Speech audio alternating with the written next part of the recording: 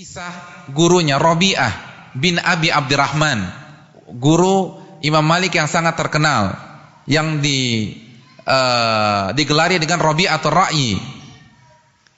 Kata Imam Malik, pernah suatu ketika guruku tidak punya ongkos untuk menuntut ilmu agama. Antum ingin ngaji nggak punya ongkos, naik angkot, starter motor ternyata bensin habis, empty tank. Kira-kira apa yang antum lakukan?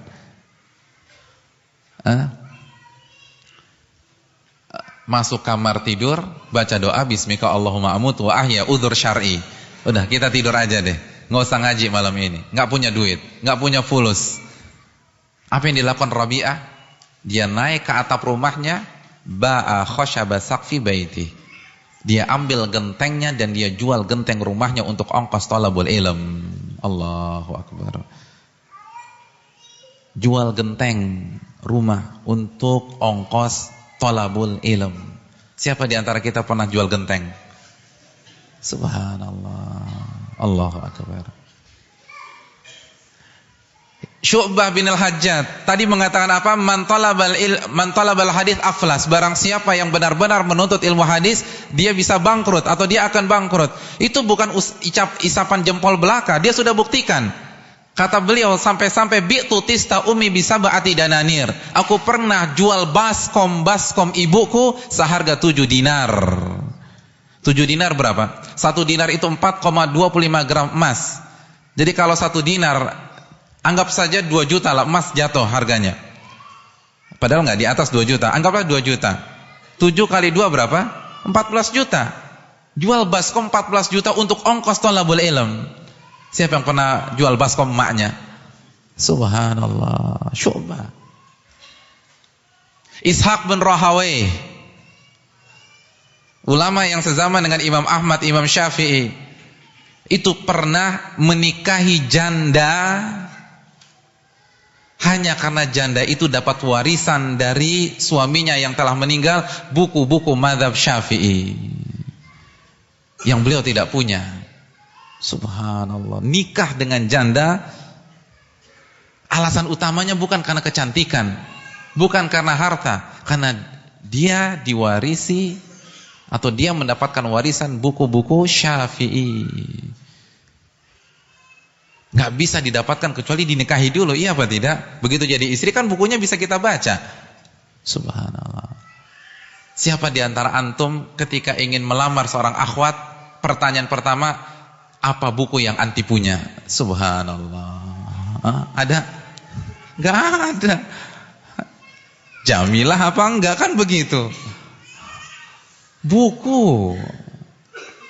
Itu ulama. Ishaq bin Rahawayh, Hisham ad-Damashqi, gurunya Imam Bukhari atau syekhnya Imam Bukhari, dari Damaskus. Untuk bisa berangkat dari Damaskus belajar dengan Imam Malik di Madinah, bapaknya harus jual rumah. Allahu akbar. Jual rumah untuk bisa duduk di majelis Imam Malik. Siapa yang pernah jual rumah untuk thalabul ilm? Dan ada kisah yang menarik. Begitu dia sampai di majelis Imam Malik, beliau melakukan kesalahan dan akhirnya dipukul oleh asistennya Imam Malik atas perintah Imam Malik. 15 kali pukulan dalam riwayat. Antum buat kesalahan dipukul sama tuan guru antum, kira-kira antum terima apa enggak? Jujur aja, jawab dari lubuk hati yang paling dalam. Ikhlas apa enggak? Enggak ikhlas. Beliau juga enggak ikhlas. Tapi beliau fair, beliau jantan. Beliau bilang ke Imam Malik, qad zalamtani. Antum telah menzalimi diriku. Antum telah memukulku sebanyak 15 kali pukulan tanpa alasan yang jelas. Itu penuntut ilmu harus begitu fair. Jangan main belakang. Di depan ustadz senyum-senyum, besok nggak mau datang lagi. Ini bukan penuntut ilmu. Jadi kalau antum merasa guru antum salah, nasihati, bicara di depannya. Antum telah zalim kepada ana. Antum pukul ana tanpa ada alasan yang jelas. Memang ana salah, tapi kan nggak pantas dipukul 15 kali. Fala aj'aluka fi hillin, aku tidak halalkan perbuatanmu. Subhanallah. Tegas apa tidak? Tegas. Tapi kita bisa paham perasaannya. Bayangkan jual rumah, terus sampai di majelis dipukulin, gimana nggak sedih? Iya apa enggak? Ini jual rumah. Makanya beliau mengatakan, aku tidak halalkan perbuatanmu. Apa kata Imam Malik? Imam Malik pun juga sangat kesatria. Fama kafaratuh. Kalau begitu, apa kafaratnya? Apa kompensasinya? Gimana caranya agar engkau halalkan kesalahanku? Nah, ini baru guru. Dia mengakui kesalahannya, nggak gengsi, mentang-mentang jadi guru, mentang-mentang jadi ustadz, mentang-mentang jadi tuan guru. Peraturan pertama, ustadz nggak boleh salah. Peraturan kedua, kalau ada perdebatan kembali ke peraturan pertama, ustadz nggak boleh salah. Ini nggak benar. Jadi beliau akui, oke, ana salah sekarang. Sekarang bagaimana aku bisa memperbaiki kesalahanku? Apa kata Hisham ad-Damashqi? Kafaratuhu an tuhadditsani asyara haditha.